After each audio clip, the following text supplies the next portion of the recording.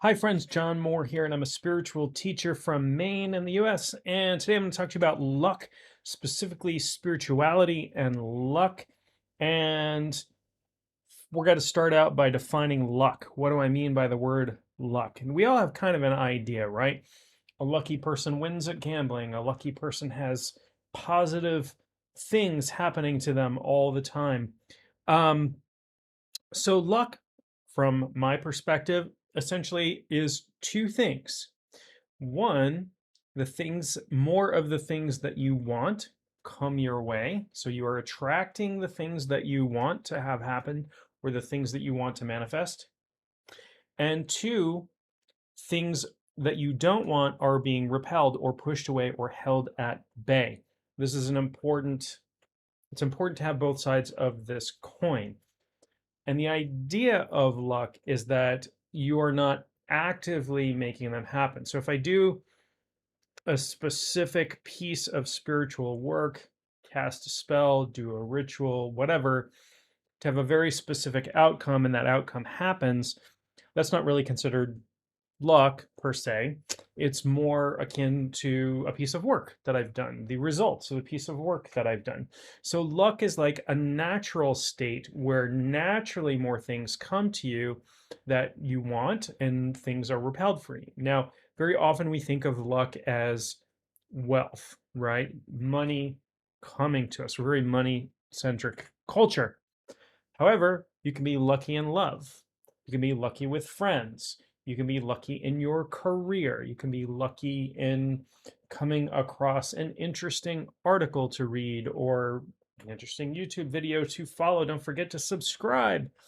Okay, so all kinds of things can be lucky. And let me talk about a few spiritual ideas, a few spiritual techniques, a few spiritual tools having to do with luck. Now, luck, there are many, many, many spiritual tools having to deal with luck. And many of those things have been relegated to the idea of a superstition, which is something that doesn't necessarily help, but people do it anyway. Um, but there's spiritual belief behind a lot of this. One is a horseshoe over the door, right? We have all of these symbols that we think of as lucky: a horseshoe over the door, a four-leaf clover, a rabbit's foot. Not so lucky for the rabbit, but I guess lucky for those who carry it. And some of these are traditional and come from lots of different cultures.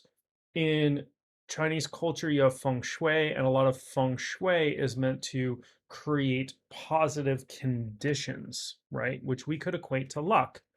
Money flowing in, love flowing in, positive things happening, negative things flowing away from you. So if you think about the things that you want as vibratory energy that we're attracting, for to use a new age word, right? The vibes are coming in, the good vibes are coming, the bad vibes are leaving.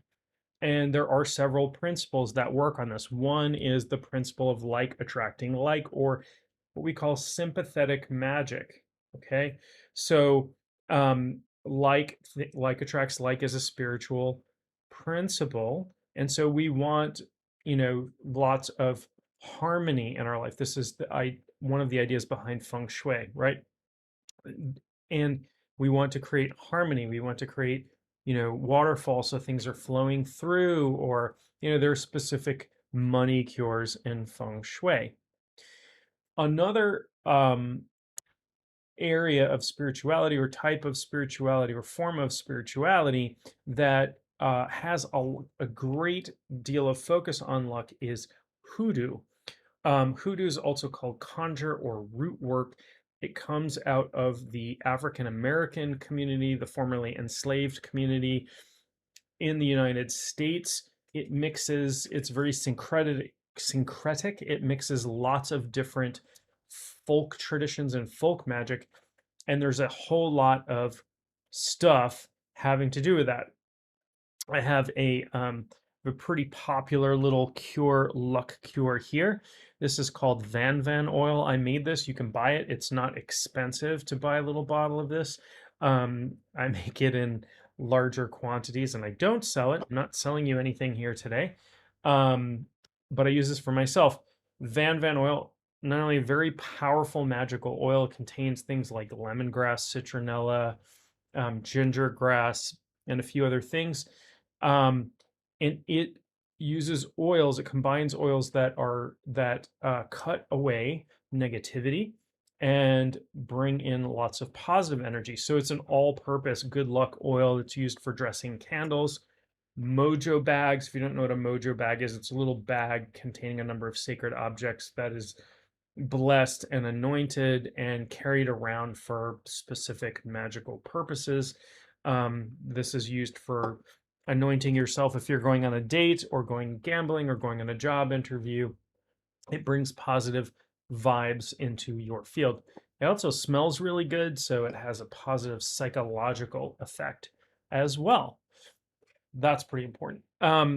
There's this idea in many forms of magic of road openers, and because I'm doing this video, and also just because I like it, I'm wearing this road opener amulet. So that is something, or talisman, whatever you want to call it. There's disagreement about whether there's a difference in those things. This is meant to or open roads, attract to the energy that opens new pathways, that opens new directions for one to go in, whether that be career wise or love wise or whatever. It's a road opener. Um, there are there's an herb, a road opener herb, used very commonly in lots of different types of folk magic. Okay. Another concept I want to go over really quickly is the Haminga. The Haminga is a concept from Norse magic, and the ancient Norse, there was a belief that luck or good fortune was inherited down family lines, and so there's this belief that there's this energy that I would pass to my children and my grandchildren, and I might choose to lend it to somebody if I know what I'm doing, or give it away. I don't know why I would do that. If somebody needed some luck or some good fortune, so good things happen to people with a strong humming ya. And if you are a Norse magician, you can work on increasing the energy, the Megan, which is the energy in the humming ya. The Haminga for some sorcerers is viewed as essentially an organ on the energy body between the shoulder blades. So you fill this up with this Megan, which is universal energy like chi or prana or ki or mana or ruach or whatever other name you want to give to it. So you increase this energy, and it increases your luck, it increases your vibration, increases your effectiveness. Okay, so um, in terms of luck, a lot can be said for simply increasing your energy and changing your own personal vibration. Now, very often people contact me who think that they are being actively cursed by other people. I need help with somebody, lifting a curse or whatever, and that is not always the case. Sometimes there's a curse, not always, and not even most of the time. I don't happen to come from a culture in which there's lots of cursing. Now, there are cultures out there in which people curse each other all the time.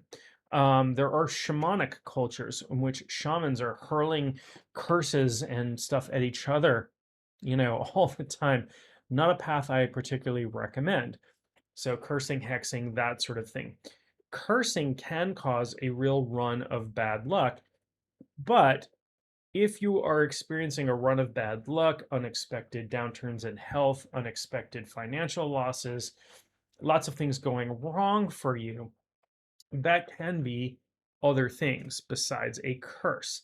It can be a thought form. So I'll give you a really brief example of this. Years ago, I was living in Boston.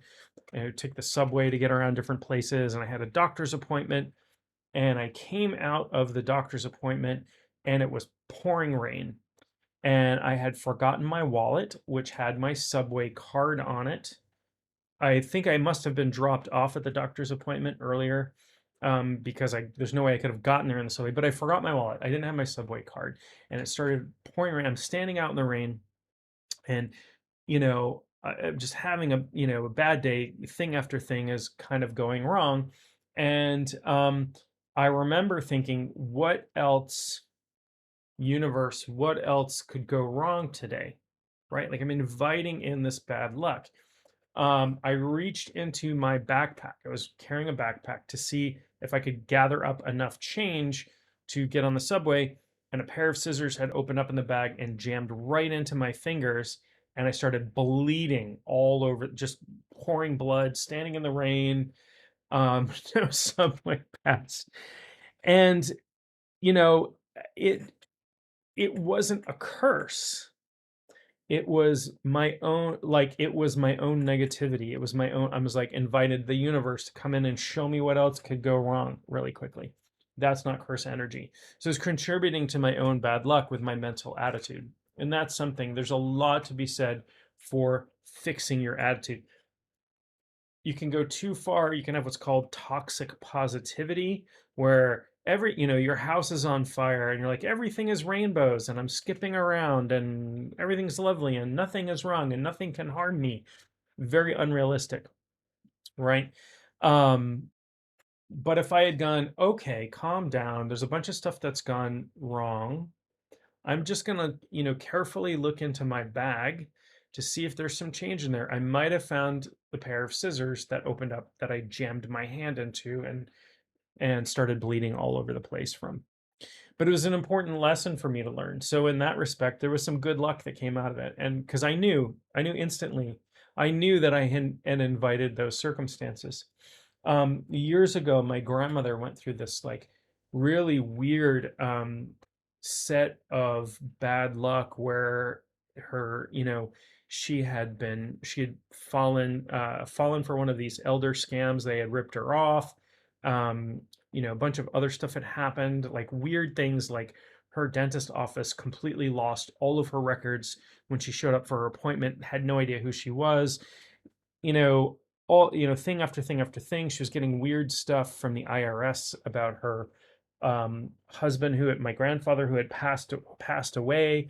There was all this stuff happening, and in talking to her, she had gone into this really negative space where she was inviting that in, not consciously, not on purpose. We wouldn't do that. Most of us would not invite bad things to happen to us. But we do. We go, oh, what could happen next? Oh, this is going to be terrible. Oh, we don't often get, or we don't always get what we want, but we almost always get what we expect. So there's something to be said for setting positive expectations. I'm not always the best person at this, but I do try, and I do know that very frequently I am inviting my own luck. I am making my own luck. And yes, I can use magical techniques and ritual and Van oil and talismans and have things around my home that are designed to chase off negativity, invite positivity. All of those things are great and they add to it. But I can undo that in an instant with a really horrible psychological attitude. Okay. So work energetically, work spiritually, work psychologically, get things, mind, body, and spirit all moving in the same direction, and you will improve your luck and have less bad luck. This isn't to say that bad things will never happen to you. That's not how life works. We'll be able to handle them better. We will come out in a positive way. You will learn from them. And if you're running into a spate of bad luck, examine how you might be inviting that in. And again, not on purpose. You're not doing something wrong. It's not really your fault, but it is your responsibility to understand that and take steps to change that. And with that, I will leave you for today. I wish you good luck, and we'll talk soon.